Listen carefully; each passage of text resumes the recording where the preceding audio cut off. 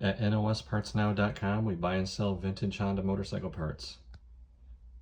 And some of the more interesting finds we had today in our backlog of inventory is a new old stock owner's manual for the 125s, the early twins.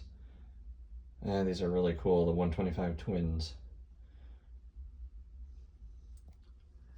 This is an MR stator. Some kind of a period aftermarket sprocket, maybe for the old early trail bikes. Gotta figure this one out. Let me know if you know. This rare slotted pipe for the early C105 and C100 trail bikes. And a new old stock in primer CB450 black power front fender.